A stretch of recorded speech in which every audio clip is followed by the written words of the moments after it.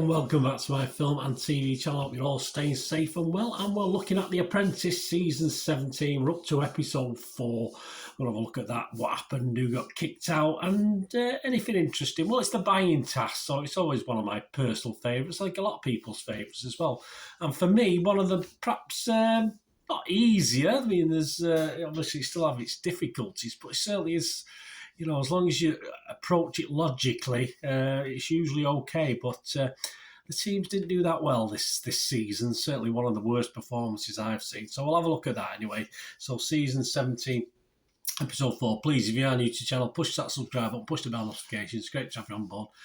Film reviews normally, TV drama reviews. Of course, the odd thing like this, the odd reality show, if you like, or the odd slightly different thing, plus information vlogs, and of course, I do a little quizzes as well from time to time, as and when there's one at New Year. So check that out if you get a chance. And please, if you're pushing buttons for that notification subscription, push that little thumbs up button as well. Make an old Apprentice watcher very happy if you're a keen Apprentice fan like I am. Right, 250 grand up for grabs, of course. We've still got Karen and Tim with Alan Sugar at the moment. 14 contestants, nicely split into 7 girls, 7 boys, but they split the teams now. It's not gender orientated anymore. The boys lost Gregory last week, or from the boys gaggle. He possibly would have gone at some stage, I think, but slightly unlucky to go last week, I think. Although, I think he would have gone at some stage. We found out Avi just remains too nice, and that's my opinion of him still after this episode. Denisha continues to do very little, but of course we knew she was going to be PM this week, didn't we? And Shazia continues to moan her way through, but not quite as bad this week. Last week, Affinity won the Cartoon Capers battle. And this week it was off to Brighton and Hove for the buying task. 9 items to be bought at the lowest cost. Simple. Probably of the items they mentioned, probably 2 or 3 I'd never heard of. There's one that no one bought that they all said was a fish. Now, I've not looked it up, but I used to work for a fishmongers. I used to do catering and all that sort of thing, and it didn't ring a bell with me, but it might be a more obscure fish I've never heard of, but no one bought it, so we never found out. But as I say, I've not had the time to look it up myself since. Anyway, the Team Affinity obviously had to get a PM, so you had 3 vying for it, but Simba ended up with it. So you had Simba, Bradley, Rochelle, Shazia, Joseph, Avi and Danny on his team. And yeah, Danny did okay. Yeah, she came up with a logical thing of obviously if you look further away from the centre of Brighton, things should be cheaper. Yeah, common sense, but you don't see much of that in The Apprentice, do you? One of the things he got asked to buy was asparagus, which I thought was quite easy to buy. It's one of the easier things on the list, I thought, but it had to be picked in the morning. It had to be picked on the day. Of course, they do go to a retailer, which is probably not the best. You really want to go to a wholesaler, don't you? But they did ask the retailer where she got her stuff from, so they could go and buy it from them. You know, so go into the retail, ask directions to you to where they can buy it cheaper. But they actually decided to buy it from the retailer, which turned out okay in the end because the other team struggled a little bit more on that in a moment. 45, a lot of this, I don't think any of them knew what a 45 was. Of course, I thought that in this day and age, I thought this retro look, I thought most youngsters would know what a 45 was with the, of course, records and on canvas, etc. But obviously not, because not many of these did. They paid £2.20 for Waterloo by ABBA. That seemed a reasonable price. I think probably would have got it cheaper. That's not too bad. And of course, they were worried about they could have got a little bit lower. But I think on the scale of things, paying £2, whether you pay £2.20, £3.50 or £1.50, it's not going to make a lot of difference to the total in the end of whether you win or lose. So I don't think they need to stress over it and argue over it too much. Salon owner, of course, Rochelle was involved with the team that was picking a wig. Had to buy some sort of wig. It had a special name, but paid £100. Yeah, that's a lot more than the other team did. They paid less than 30 quid. The body part, they had to get a body part casting. They got some lips done very early. That was okay. And of course, the cheeky shop owner had another barometer after letting the other team have it on the phone. He'd actually reserved it for one team, and then obviously let this team get away with it. Of course, Simba kept calling it a barometer. I don't know what a barometer is, but they did end up with one. But yeah, there's a big question mark of whether it was nautical. They had to get a nautical one. So that was their problems. On to Team Apex, of course, as we know, Denisha was the PM. Team Mark, Marnie, Megan, Reese, Hale and Victoria.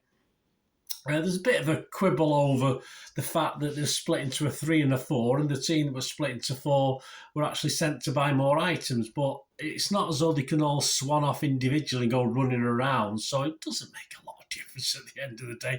I agree with the principle, but it was slightly confusing, but it's not going to make a lot of difference. And the Sahara Desert Rolls, which was, they checked 12 florists, and none of the 12 florists knew what it was. So it sort of tells them after 2 or 3 florists that it's not a rose, it's something else. But they never cottoned on to that, so they never got that. Denisha also, in this one, for me, appeared to be taking a little back seat out and about. She's a bit of negotiating, but not too much. They did a lot better on the Waterloo 45. They only paid £1.50. And, of course, they only paid £30 for the wig. So not bad at all. So it all looks very good for Denisha's team. On one part of the team, yeah, well, Mark led the sort of sub-team. Mark's getting on my nerves a little bit. He's a little bit arrogant, but I don't think he's overly intelligent to go with it. So, but that's my opinion. That's all I think.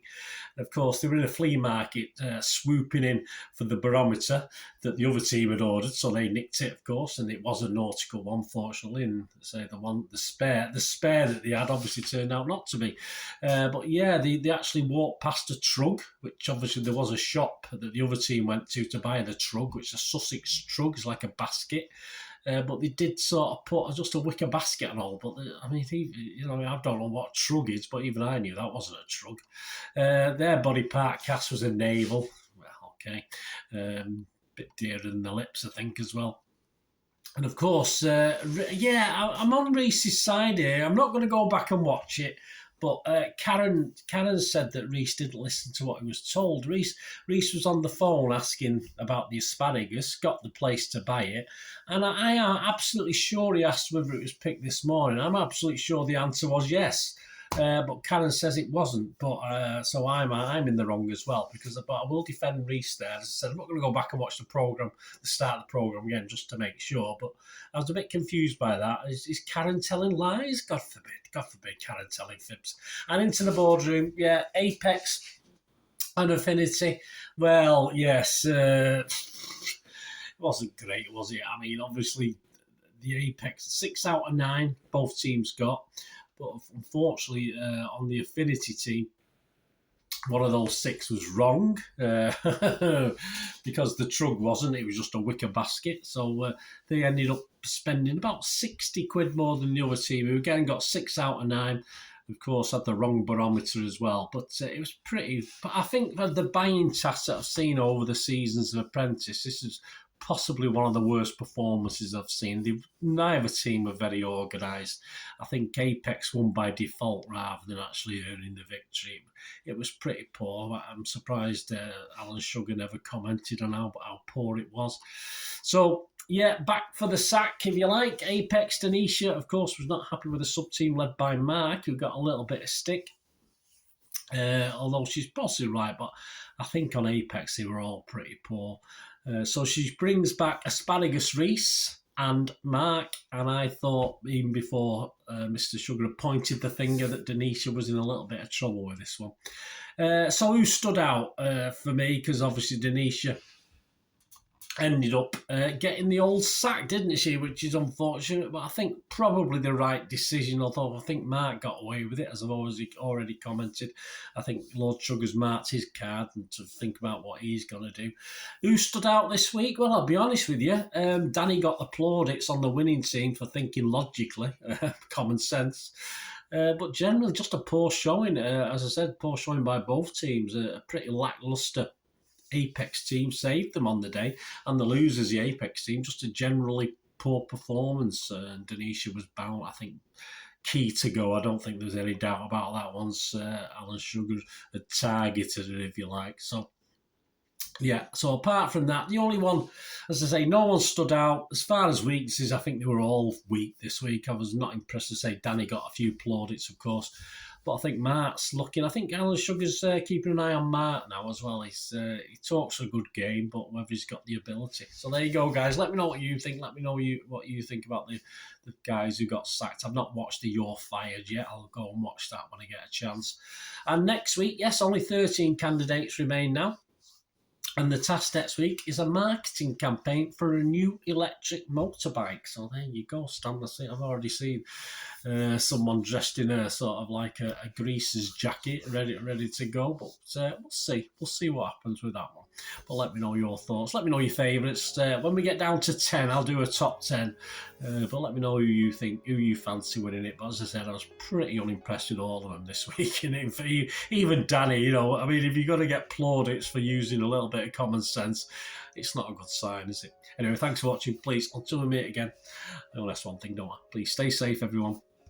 Bye for now.